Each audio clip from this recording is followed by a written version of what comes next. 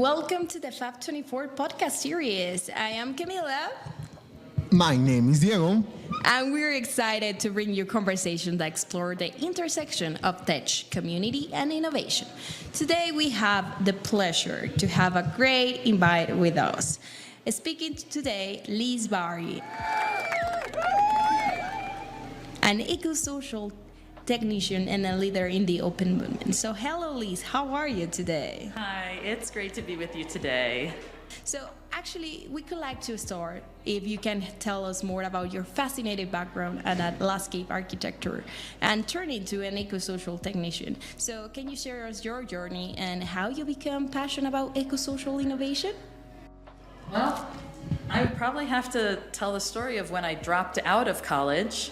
I stopped doing a landscape architecture degree so I could actually help start an urban farm.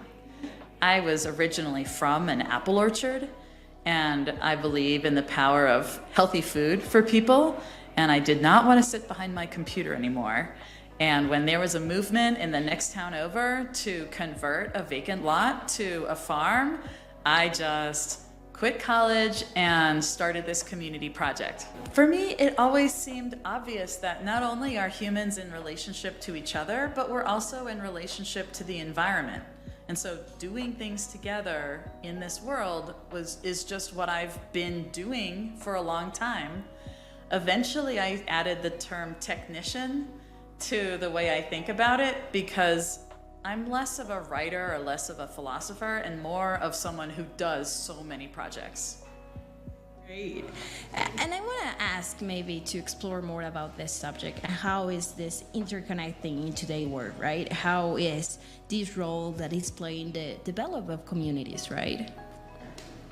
Well, I always felt that there was more that we could do if we worked together. I never wanted to be alone in my own head. I always wanted to be linking up with people who knew different things than I did and had different ideas than I did. I just have always been convinced that we will be better together. And I really came of age at the same time as the open movement. So even Wikipedia was an inspiration. The professor Clay Shirky says, now with the internet, we can do big things for love.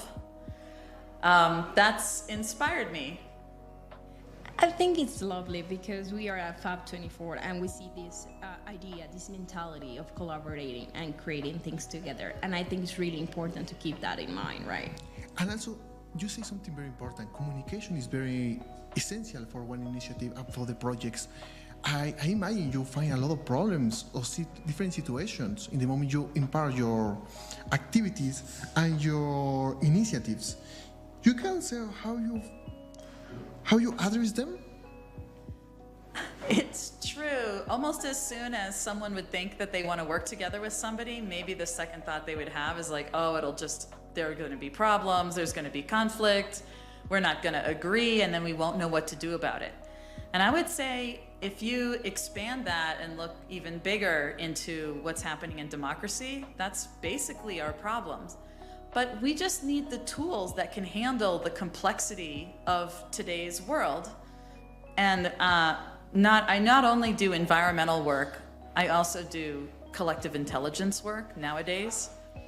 I definitely came up through in human-environment relations. Like that one time we got thousands of New Yorkers to scientifically hug every tree on every sidewalk in all of New York, almost 750,000 trees. And we upgraded the government's own database. So citizens outperformed the government.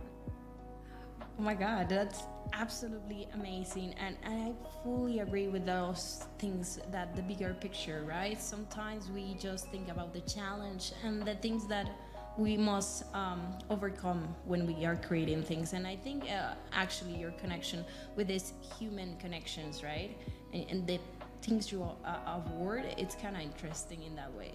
And I think something really interesting in your work, you have talked about the method for madness. So in the context of Fab24, how do you think this philosophy can spark creativity and innovation in Fab Labs?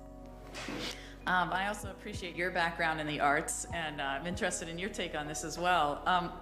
For me, Methods for the Madness it just started to be a phrase I used because chaos is increasing around the world, and I view that as madness. And there's a phrase in English that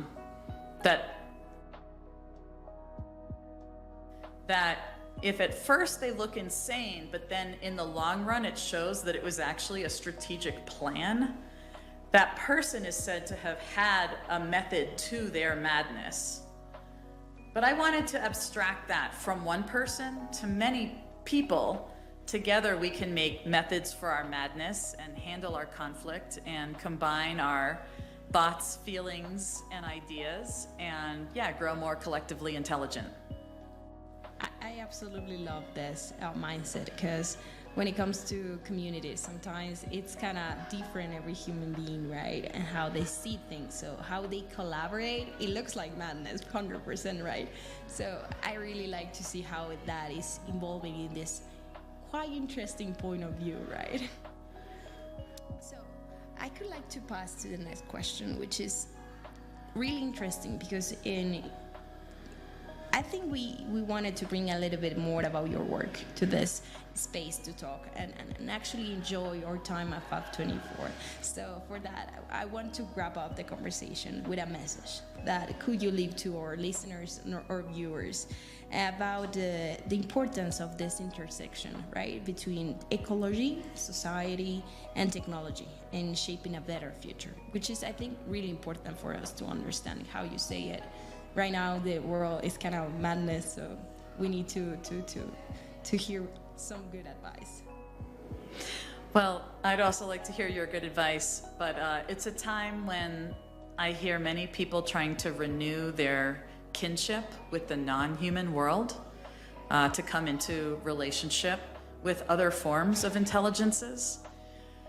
Why I think that's important now is because we've gotten unbalanced, and I'd encourage the Fab community to, yes, while we're building huge systems to make everything knowable, there are still mysteries in the human heart and among the other creatures who are also living their own ways of knowing, that perhaps if we could be quiet enough to listen, that's another path to sustainability.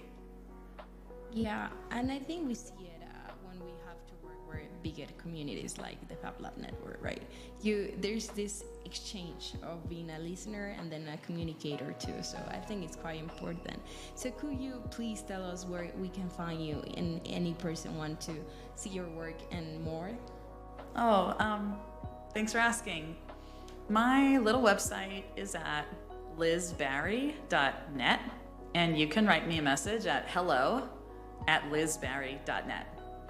Perfect. Thank you so much for joining us today. For everyone listening, I guess we wanted to share a little bit more about your work and this amazing conversation. Yeah.